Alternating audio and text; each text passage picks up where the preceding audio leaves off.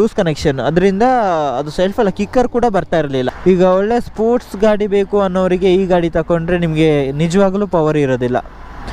ಯಾಕಂದರೆ ಇದು ಕಂಪ್ಲೀಟ್ಲಿ ಇದು ಪರ್ಪಸ್ಸೇ ಬೇರೆ ಗಾಡಿದು.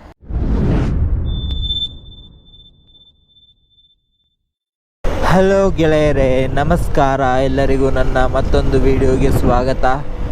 ಸೊ ಇವತ್ತಿನ ವಿಡಿಯೋದಲ್ಲಿ ನೀವೇನು ನೋಡ್ತೀರಾ ಅಂದರೆ, ಅದಕ್ಕಿಂತ ಮುಂಚೆ ಯಾರಾದರೂ ನನ್ನ ಚಾನಲ್ನ ಸಬ್ಸ್ಕ್ರೈಬ್ ಮಾಡಲಿಲ್ಲ ಅಂದರೆ ಪ್ಲೀಸ್ ಸಬ್ಸ್ಕ್ರೈಬ್ ಮಾಡ್ಕೊಳ್ಳಿ, ಬೆಲ್ ಐಕಾನ್ನ ತಪ್ಪದೆ ಕ್ಲಿಕ್ ಮಾಡಿ. ಸೊ ಇವತ್ತಿನ ವಿಡಿಯೋದಲ್ಲಿ ಏನಪ್ಪ ಅಂದರೆ ವಿಶೇಷ ಆನೆಸ್ಟ್ ರಿವ್ಯೂ ಕೊಡೋಕೆ ಹೋಗ್ತಿದ್ದೀನಿ ನಾನು ನನ್ನ ಗಾಡಿದು. ಸೊ ಇದು ಬಂದು ಎಕ್ಸ್ಪಲ್ಸ್ 200 BS6 2021. ಸೊ 200cc ಸೆಗ್ಮೆಂಟಲ್ಲಿ ಎಕ್ಸ್ಪಲ್ಸಿಗೆ ಕಾಂಪಿಟೇಟರ್ ಈಗ ಸದ್ಯಕ್ಕೆ ಯಾರೂ ಇಲ್ಲ ಆ್ಯಕ್ಚುಲಿ. ಸೊ ಒಂದೆರಡು ಬೈಕ್ಗಳು ಇದ್ದರೂ ಕೂಡ ಇದಕ್ಕೆ ಕಾಂಪಿಟೇಷನ್ ಕೊಡೋ ರೇಂಜಿಗೆ 200 ಸೆಗ್ಮೆಂಟಲ್ಲಿ 200cc ಸೆಗ್ಮೆಂಟಲ್ಲಿ ಆಫ್ ರೋಡ್ ಗಾಡಿ ಯಾವುದೂ ಇಲ್ಲ ಇವಾಗ ಸದ್ಯಕ್ಕೆ. ಸೊ ನನಗೆ ಗೊತ್ತಿರೋ ಹಾಗೆ ಇಲ್ಲ, ಗೊತ್ತಿದ್ದರೆ ಕಮೆಂಟ್ ಮಾಡಿ. ಆ ಥರ ಏನಾದರೂ ಇದಕ್ಕೆ ಕಾಂಪಿಟೇಟರ್ ಗಾಡಿ ಇದೆ ಅಂತ ನಿಮಗೆ ಯಾವುದಾದ್ರೂ ನಿಮ್ಮ ಸಜೆಷನ್ಸ್ ಇದ್ದರೆ ದಯವಿಟ್ಟು ಕಮೆಂಟ್ ಮಾಡಿ. ಸೊ ಇದೇ ನನ್ನ ಗಾಡಿ, ಸ್ವಲ್ಪ ಮಾಡಿಫಿಕೇಷನ್ ಎಲ್ಲ ಮಾಡಿದ್ದೀನಿ. ಸೊ ಈ ಗಾಡಿ ಬಗ್ಗೆ ನನ್ನ ಆನೆಸ್ಟ್ ಒಪಿನಿಯನ್ ಏನು, ಮೈಲೇಜ್ ಏನು ಅಂತ ನೀವು ಹಿಂದಿನ ವೀಡಿಯೋದಲ್ಲಿ ನೀವು ನೋಡಿರ್ತೀರ. ಸೊ ಯಾರಾದರೂ ನೋಡಲಿಲ್ಲ ಅಂದರೆ ದಯವಿಟ್ಟು ಚಾನಲಲ್ಲಿ ಚೆಕ್ ಮಾಡಿ. ಎಕ್ಸ್ಪಲ್ಸ್ 200 ನಾನು ತೆಗಿಲಿಕ್ಕೆ ಕಾರಣ ಫಸ್ಟ್ ಏನು ಅಂತ ಹೇಳಿಬಿಡ್ತೀನಿ. ಸೊ ಎಕ್ಸ್ಪಲ್ಸ್ 200 ತೆಗಿಯೋ ಐಡಿಯಾದಲ್ಲಿ ನಾನು ಸ್ಟಾರ್ಟಿಂಗ್ ಇರಲಿಲ್ಲ ಆ್ಯಕ್ಚುಲಿ. ಸೊ ನಾನು ಫಸ್ಟ್ NS ಇಲ್ಲದಿದ್ದರೆ ಡಾಮಿನರ್ ತೊಗೊಳ್ಳೋಣ ಅಂತ ಇದ್ದೆ. ನಾನು 2020ಇಂದನೇ ಯಾವ ತೆಗೆಯುವ ಅಂತ ರಿಸರ್ಚ್ ಮಾಡ್ತಾನೇ ಇದ್ದೆ. ಸೊ 1 ಇಯರ್ ಬೇಕಾಯಿತು ನನಗೆ ಒಂದು ಬೈಕ್ ಅಮೌಂಟ್, ಮೇಯ್ನಾಗಿ ಅಮೌಂಟೆಲ್ಲ ಅಡ್ಜಸ್ಟ್ ಆಗಿ ಬೈಕ್ ತೆಗೆಯೋಕ್ಕೆ 1 ಇಯರ್ ಬೇಕಾಯಿತು ನನಗೆ. ಸೊ 2020 ಲಾಕ್ಡೌನ್ ಆಗಿತ್ತು, ಪುನಃ ಓಪನ್ ಆಯಿತು, ಪುನಃ 2021ಅಲ್ಲಿ ಲಾಕ್ಡೌನ್ ಆಯಿತು. ಸೊ ನಾನು ಬಂದು ಇದು ಲಾಕ್ಡೌನ್ ಆದಾಗ ಬುಕ್ ಮಾಡಿರೋದು 3 ಮಂತ್ಸ್ ನಾನು ಬಂದು ವೆಯ್ಟ್ ಮಾಡಿದೆ ಗಾಡಿಗೋಸ್ಕರ. ಸೊ 2021 ಅಕ್ಟೋಬರಲ್ಲಿ ಬಂದು ನಾನು ಈ ಗಾಡಿನ ತಗೊಂಡೆ. ಸೊ ಪ್ರೈಸ್ ಬಂದು 1,61,000 ಆಯಿತು ಆವಾಗ ನನಗೆ. 2021ಅಲ್ಲಿ 1,61,000 ಆಯಿತು. ಇವಾಗ ಬಂದು BS6 ವರ್ಷನ್ ಬರ್ತಾ ಇಲ್ಲ ಅನ್ಕೋತೀನಿ.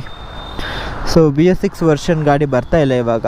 ಸೊ ಅದರಿಂದ ಇವಾಗ 4V ಗಾಡಿಗಳು ಬರ್ತಿರೋದು, 4V ಮತ್ತು ಪ್ರೋ, ಎಕ್ಸ್ಪಲ್ಸ್ ಪ್ರೋ ಅಂತ 2 ವರ್ಷನ್ ಬರ್ತಿದೆ ಇವಾಗ. ಸೊ ಇವಾಗ ಬಂದು ಅದಕ್ಕೆ 2 lakhs ಹತ್ರ ಇದೆ ಆ್ಯಕ್ಚುಲಿ ಪ್ರೈಸಿಂಗ್ ಬಂದು.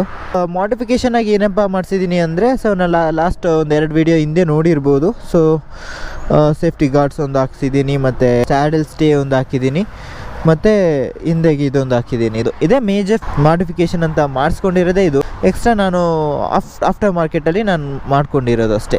ಇದು ಮಾತ್ರ ಒಂದು ಮಾಡಿಫಿಕೇಷನ್, ಯಾಕೆಂದರೆ ಇದ್ರದ್ದು ಚೇಂಜ್ ಮಾಡಿ ಹೊಸದು ಬೇರೆ ಹಾಕಿರೋದು. ಮೇಯ್ನಾಗಿ ಇದರಲ್ಲಿ ನನಗೆ ಎಕ್ಸ್ಪಲ್ಸಲ್ಲಿ ಪ್ರಾಬ್ಲಮ್ ಅಂತ ಅನಿಸಿರೋದೇ ಹೆಡ್ಲೈಟ್. ಈ ವರ್ಷನಲ್ಲಿ 2021 BS6 ಮಾಡಲ್ದು ಬಂದು ಏನಕ್ಕೂ ಯೂಸ್ ಅಲ್ಲ. ಇದ್ರದ್ದು ಹಳೆ ವರ್ಷನ್ BS4ದು ಇನ್ನೂ ವರ್ಸ್ಟಾಗಿರುತ್ತೆ. ಇದು ಸ್ವಲ್ಪ ಪರವಾಗಿಲ್ಲ, ಬಟ್ ಸ್ಟಿಲ್ ಏನಕ್ಕೂ ಸಾಲಲ್ಲ ಆ್ಯಕ್ಚುಲಿ. ಇದು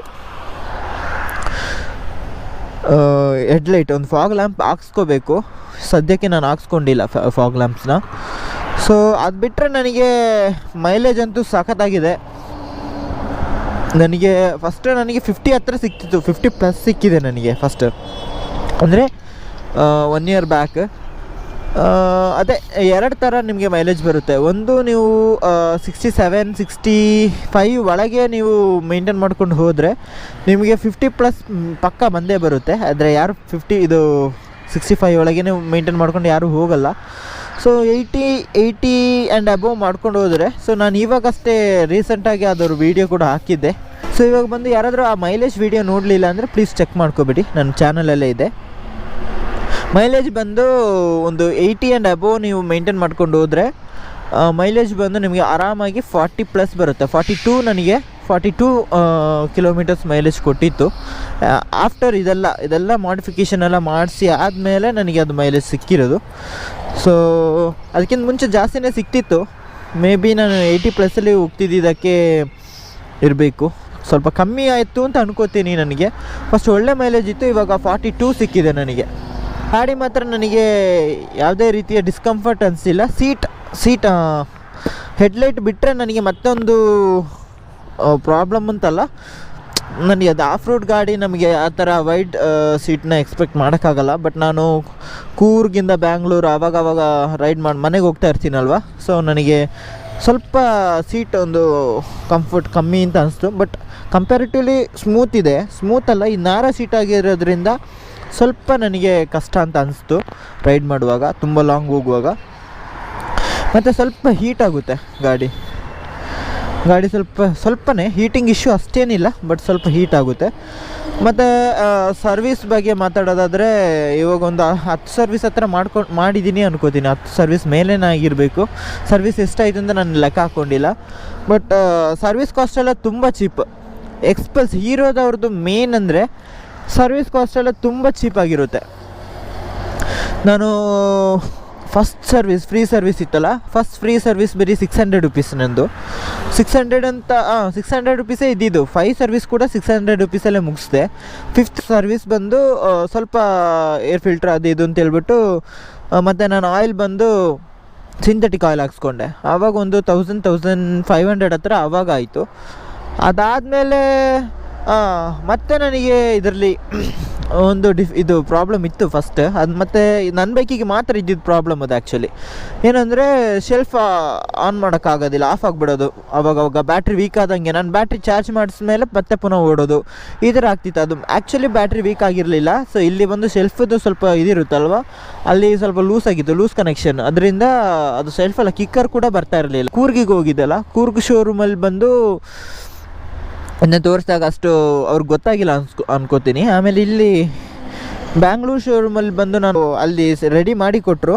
ಆಮೇಲೆ ಇನ್ನು ಬರೋದಿಲ್ಲ ಆ ಥರ ಪ್ರಾಬ್ಲಮ್ ಅಂತ ಹೇಳಿದರು. ಸೊ ಅದು ಬಂದು ಆಲ್ಮೋಸ್ಟ್ ನನಗೆ ಮಾರ್ಚಲ್ಲೇನೋ ಆ ಥರ ಪ್ರಾಬ್ಲಮ್ ಬಂದಿದ್ದು. ಈಗ ಡಿಸೆಂಬರ್ ಆಗಿದೆ, ಸೊ ಆಲ್ಮೋಸ್ಟ್ 10 ಮಂತ್ಸ್ ಆಗಿದೆ, ಆ ಥರ ಶೆಲ್ಫ್ದು ಪ್ರಾಬ್ಲಮ್ ಬಂದಿಲ್ಲ. ಮತ್ತು ಟಯರ್ ಕೂಡ ಈಗ ಆಲ್ಮೋಸ್ಟ್ 19,880 ಕಿಲೋಮೀಟರ್ಸ್ ಏನೋ ಆಗಿದೆ. ಟಯರ್ ಬಂದು ಇನ್ನೊಂದು 4,000 ಕಿಲೋಮೀಟರ್ ಹೋಗ್ಬೋದು ಅಂದ್ಕೊಂಡಿದ್ದೀನಿ. ಇಂಜಿನ್ ಆಯಿಲ್ ಕೆಪಾಸಿಟಿ ಬಂದು 1.2 ಲೀಟರ್ ಆ್ಯಕ್ಚುಲಿ, ಓಕೆನಾ. ಸೊ ಸರ್ವಿಸ್ನ ನಾನು ಬಂದು ಎವ್ರಿ 3,000 ಕಿಲೋಮೀಟರ್ಗೆ ಮಾಡ್ತೀನಿ, ಇಲ್ಲಾಂದರೆ ಎವ್ರಿ 3 ಮಂತ್ಸಿಗೆ ಮಾಡ್ತೀನಿ. ಇದು oil cooled 4 stroke 2 valve single cylinder engine actually. ಇದ್ರದ್ದು ಮ್ಯಾಕ್ಸಿಮಮ್ ಪವರ್ ಬಂದು 8,500 RPM ಅಲ್ಲಿ 17.8 BHP ಕೊಡುತ್ತೆ. ಆಮೇಲೆ ಮ್ಯಾಕ್ಸಿಮಮ್ ಟಾರ್ಕ್ ಬಂದು 6,500 RPM ಅಲ್ಲಿ 16.15 Nm ನ್ಯೂಟನ್ ಮೀಟರ್ ಟಾರ್ಕ್ ಕೊಡುತ್ತೆ. ಇಂಜಿನ್ ಕೆಪಾಸಿಟಿ ಬಂದು 199.6 cc. So single cylinder engine ಇದೆ ಆ್ಯಕ್ಚುಲಿ. ಯಾರಾದರೂ ಬಿಗಿನರ್ಸ್ ಇದ್ದಾರೆ, ಅಡ್ವೆಂಚರ್ ಗಾಡಿ ಬೇಕು ಅಂದರೆ, ಲೈಕ್ ಆಫ್ ರೋಡ್ ಗಾಡಿ ಬೇಕು ಅಂದರೆ ಕಣ್ಣು ಮುಚ್ಕೊಂಡು ಎಕ್ಸ್ಪಲ್ಸ್ ತಗೋಬೇಡಿ. ಯಾಕೆಂದರೆ ಮೈಲೇಜ್ ಪ್ರೈಸ್ ಕೂಡ ಕಂಪ್ಯಾರಿಟಿವ್ಲಿ ಮಾರ್ಕೆಟಲ್ಲಿ ಇದೆ, ಕಡಿಮೆ ಇರೋದು. ಆಮೇಲೆ ಸರ್ವಿಸ್ ಕೂಡ ಕಾಸ್ಟ್ ಕೂಡ ತುಂಬ ಕಡಿಮೆ ಇದೆ. ವರ್ತ್ ಗಾಡಿಗರು ಇವಾಗ ಅದು ಎಕ್ಸ್ಪಲ್ಸ್ ಪ್ರೋ ಅಂತೂ ಪವರ್ ಕೂಡ ಸ್ವಲ್ಪ ಜಾಸ್ತಿನೇ ಇದೆ ಕಂಪ್ಯಾರಿಟಿವ್ಲಿ. ಇದ್ರ ಪವರ್ ಸ್ವಲ್ಪ ಕಡಿಮೆ. ಈಗದ ಎಕ್ಸ್ಪಲ್ಸ್ ಬಂದು ಪವರ್ ಜಾಸ್ತಿ ಇದೆ ಮತ್ತು ಹೈಟ್ ಜಾಸ್ತಿ ಇರುತ್ತೆ. ಪ್ರೋ 4V ಸೇಮ್ ಇಂಜಿನ್ ಮಾತ್ರ ಅದು 4V ಇಂಜಿನ್ 4 ವಾಲ್ವ್ ಇಂಜಿನ್ ಆಗಿರುತ್ತೆ, ಇದು 2V ಇಂಜಿನ್ ಆಗಿರುತ್ತೆ ಅಷ್ಟೇ. ಸೊ ನನ್ನ ಪ್ರಕಾರ ನಾನು ತಗೊಂಡಿದ್ದೀನಿ 2.2 ಇಯರ್ಸ್ ಗಾಡಿನ ಯೂಸ್ ಮಾಡಿದ್ದೀನಿ. Around 20,000 kilometre ಓಡಿಸಿದ್ದೀನಿ. ನನಗೆಲ್ಲೂ ಗಾಡಿ ಕೈ ಕೊಡಲಿಲ್ಲ. ಮತ್ತು ಡಿಸ್ಕ್ ಪ್ಯಾಡ್ ಬಂದು ಒಂದು ಸಲ ಚೇಂಜ್ ಮಾಡಿದ್ದೀನಿ. ಅಲ್ಲ, ಈ ಸಲ ಡಿಸ್ಕ್ ಪ್ಯಾಡ್ ಅಲ್ಲ, ಡಿಸ್ಕ್ ಪ್ಲೇಟ್ ಕೂಡ ಸಮೇತ ಚೇಂಜ್ ಮಾಡಿದ್ದೀನಿ. ಯಾಕೆಂದರೆ ನಾನು ಡಿಸ್ಕ್ ಪ್ಯಾಡ್ನ ಕರೆಕ್ಟ್ ಆನ್ ಟೈಮಲ್ಲಿ ಚೇಂಜ್ ಮಾಡೋದ್ರಿಂದ ಸೌದೋಗ್ಬಿಟ್ಟು 2 ಚೇಂಜ್ ಮಾಡಬೇಕಾಗಿತ್ತು. ಆವಾಗ ಒಂದು 4,000 ರುಪೀಸ್ ಖರ್ಚಾಗಿದೆ ನನಗೆ. 4,000 ಪ್ಯಾಡ್ ಮತ್ತಿದು ಆಮೇಲೆ ಸರ್ವಿಸ್ ಎಲ್ಲ ಸೇರಿ 4,000 ರುಪೀಸ್ ಆಗಿತ್ತು. ಸರಿ, ಚೈನ್ಸ್ ಪಾಕೆಟ್ ಹೊಸದು ಹಾಕ್ಸಿದ್ದೀನಿ. ಚೈನ್ಸ್ ಪಾಕೆಟಿಗೆ ಬಂದು 2,000 ರುಪೀಸ್ ಆಗಿದೆ, ಓಕೆನಾ. ಇದು ಚೈನ್ಸ್ ಪಾಕೆಟ್ ಹಾಕ್ಸಿ ಇಂದು ಒಂದು 300-400 ಕಿಲೋಮೀಟರ್ಸ್ ಕೂಡ ಆಗಿರೋದಿಲ್ಲ. ಲಾಸ್ಟ್ ವೀಕ್ ಅಷ್ಟೇ ಹಾಕಿರೋದು ಅದು ಚೈನ್ಸ್ ಪಾಕೆಟ್ನ. ಸೊ ಇದೇ ಇವತ್ತಿನ ವೀಡಿಯೋ. ಸೊ ವೀಡಿಯೋ ಇಷ್ಟ ಆಗಿದೆ ಅಂತ ಅನ್ಕೋತೀನಿ. ಇದೇ ನನ್ನ ಆನೆಸ್ಟ್ ರಿವ್ಯೂ. ಈಗ ಒಳ್ಳೆ ಸ್ಪೋರ್ಟ್ಸ್ ಗಾಡಿ ಬೇಕು ಅನ್ನೋರಿಗೆ ಈ ಗಾಡಿ ತಗೊಂಡ್ರೆ ನಿಮಗೆ ನಿಜವಾಗಲೂ ಪವರ್ ಇರೋದಿಲ್ಲ. ಯಾಕಂದರೆ ಇದು ಕಂಪ್ಲೀಟ್ಲಿ ಇದು ಪರ್ಪಸ್ಸೇ ಬೇರೆ ಗಾಡಿದು. ಡ್ಯೂಕ್ 200 NS 200 ಜೊತೆ ಇದನ್ನ ಕಂಪೇರ್ ಮಾಡಿದ್ರೆ ನಿಮಗೆ ಅದು ವರ್ಕೌಟ್ ಆಗೋಲ್ಲ. ನೀವು ಅಂಥ ಸ್ಪೋರ್ಟ್ಸ್ ಗಾಡಿ ಬೇಕು, ನೆಕ್ಸ್ಟ್ ಸ್ಪೋರ್ಟ್ಸ್ ಇಲ್ಲದಿದ್ದರೆ R15 ಅಂತ ಇದು ಫೇರ್ಡ್ ಸ್ಪೋರ್ಟ್ಸ್ ಗಾಡಿ ಬೇಕು ಅಂದರೆ ನೀವೇನಿದ್ರು ಕಣ್ಮುಚ್ಕೊಂಡು ಆ ಗಾಡಿನೇ ತಗೋಬೇಡಿ.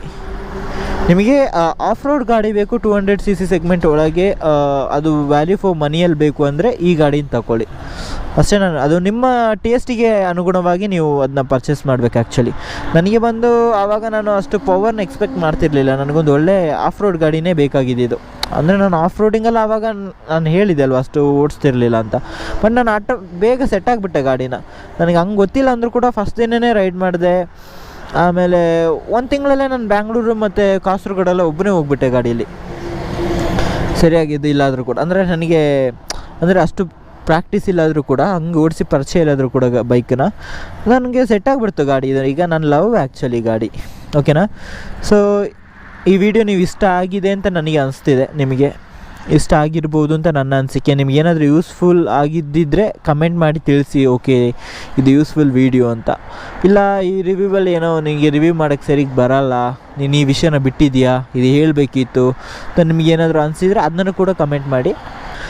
ಸೊ ನಿಮಗೇನು ಅನಿಸುತ್ತೋ ಅದನ್ನ ಕಮೆಂಟ್ ಮಾಡಿ, ಲೈಕ್ ಮಾಡಿ, ಶೇರ್ ಮಾಡಿ, ದಯವಿಟ್ಟು ಸಬ್ಸ್ಕ್ರೈಬ್ ಮಾಡಿ, ಸಣ್ಣ ಚಾನಲ್ನ ಸ್ವಲ್ಪ ಬೆಳೆಸ್ಕೊಡಿ, ಓಕೆನಾ. ಸೊ ನೆಕ್ಸ್ಟ್ ವೀಡಿಯೋಲಿ ಪುನಃ ನಿಮ್ಮನ್ನು ಭೇಟಿಯಾಗುತ್ತೇನೆ. ಅದುವರೆಗೂ